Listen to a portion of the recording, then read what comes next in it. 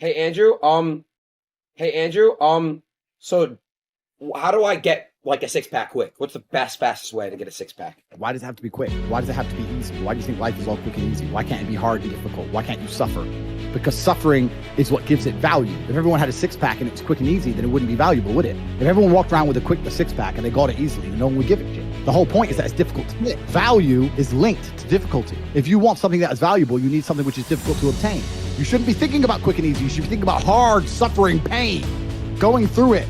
That's what you should be thinking about. This is going to be hard, but I'm going to do it anyway.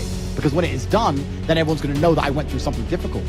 Nobody, absolutely nobody, gives a fuck about you as much as you're going to have to fix. Nobody cares about you as much as they need to care to fix your life. But nobody is going to come to your bed, drag you out of bed, drag you to a job, force you to work hard. You are never going to have any of the things you want. Do not get them yourself. The only person who's going to make me happy and live a life that I want to live is me. Nobody's going to do it for me. People say, hey, what motivates you? And I find that I think that's a stupid question. I was a 4-time kickboxing world champion. For 12 years, I trained 5 hours a day, 6 days a week. And I was motivated to train probably about 25% of the time. The rest of the time I went because I am disciplined. If I wake up and I'm unhappy, I will do the exact same things as if I am. I will go to the gym the same. I will work the same. How I feel has no impact on how I live my life. We're grown-ups and we have responsibilities and we have problems and we have pressure. And you don't necessarily have to be happy to perform, and happiness will come at the end of the performance anyway. But if your number one goal as a man, if your number one mission in life is just to be happy, that's going to be an extremely vacuous existence. You're not going to be a man of substance. Your ability to deal with stress, the amount of stress you can deal with as an individual, is directly correlated to your success level. If you can deal with stress all day, you're going to be successful. If you collapse under stress, you're not going to be successful. There's no way to the top without stress involved. But there is a massive correlation between success in life and stress tolerance. The more stress you can tolerate, the better your life's going to be. One of the only things in this world you can control is your state of mind. You can't control the weather, you can't control other people, you can't even control your health. One of the very few things in the world you have genuine control over is your state of mind.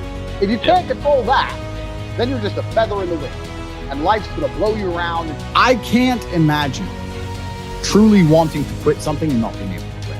I can't imagine it. When I talk to people who say, I want to quit smoking, I say, when? They go, oh, well, soon. Well, that means you don't want to quit. You want to keep smoking for a while and quit later. I can't imagine a mind frame or a mindset where I want to do something and can't do it. It's almost difficult for me to answer that question, because if you have that kind of mind, if your mind is so fundamentally broken that you cannot do with your own mind what you want to do, then you're just, right? Life is hierarchical. There's always going to be kings and there's always going to be peasants. If you have a mind that you can't control, then you're never going to be a king. You're going to be a peasant. That's your life. You have a peasant's life ahead of you, and that's your destiny. Enjoy. Right? There's always been peasants. That's life. But I believe that the most important thing you can do as a man is to gain control of your mind. Once you have control of your mind, life is so ridiculously easy. People say to me, Tate, you're in good shape. All you do is drink vodka and travel the world. You're never even home. You never even have a gym. How do you do it? It's ridiculously easy if you control your mind. If I decide to do 1,000 push-ups, I'll do them. Maybe I have to do them one at a time. Maybe I'll get tired. Maybe I need a break. I'm going to do 1,000 because I said I'm going to do 1,000. Everyone knows what you're supposed to do. You either control your mind or you don't. And all of these things stem from the same problem. It's something you can do. It's something that is learned, something that is taught. Depression is the ultimate motivation. If you're unhappy with your life, if you're depressed, I don't expect you to be popping pills and sitting laying in bed. I expect you to give me a huge list of everything you're achieving per day. Depression's a fantastic motivation, but people are told the opposite. No, a lot of people's problems are all in their mind. And I'm not saying that mental conditions aren't real, because absolutely some are. But I try and explain to people, look, the only thing on the planet you have genuine control over is your state of mind. You can't control the weather. You can't control anything. The only thing you can affect in genuine real time is how you feel in your head.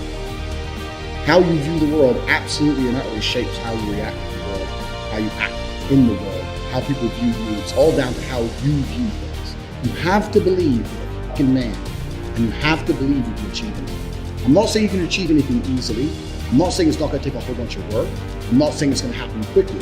But you have to believe you can achieve anything.